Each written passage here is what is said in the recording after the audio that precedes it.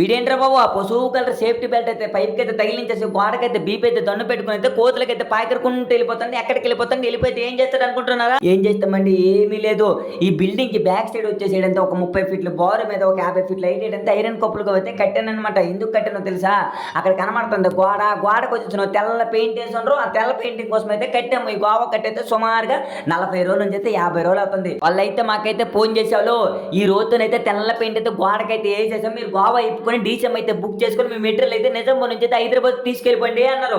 వాళ్ళు ఫోన్లో అంత మాట అన్నాక నేను ఊరుకుంటాండి. హైదరాబాద్ అయితే బస్సు అయితే పట్న అయితే ఎక్కిన ర్యాకెట్లకి అయితే దూచుకుని అయితే సూపర్ మెల్ అయితే నిజామాబాద్ అయితే వచ్చేసానా. బిల్డింగ్ దగ్గరికి అయితే టక్కనైతే వెళ్ళినా, బెల్ట్ అయితే టప్పనైతే తగిలించేసానా.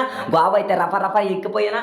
పులి చూసిన ఐడియోలో ఎలా ఏట ఆడుతుందో అలా అయితే ఒక్కొక్క పైప్ అయితే ఏట ఆడేసి మా వాళ్ళకి ఇచ్చేస్తుంది. మా వాళ్ళు అయితే పైపులు అయితే బిల్డింగ్ మీద వేసేస్తాను. 40 ఫీట్ల హైట్ అయితే గోవా అయితే ఇంకా బాగి ఉంది. బాగి ఉంటే నేను వదిలేసిన సింహంసురం ఎలా ఏట ఆడుతుందో అలా అయితే ఒక్కొక్క పైప్ ఏట ఆడుకొని ఇప్పుతాను. అలాగే ఎంత కష్టపడుతున్నా కష్టం చూసి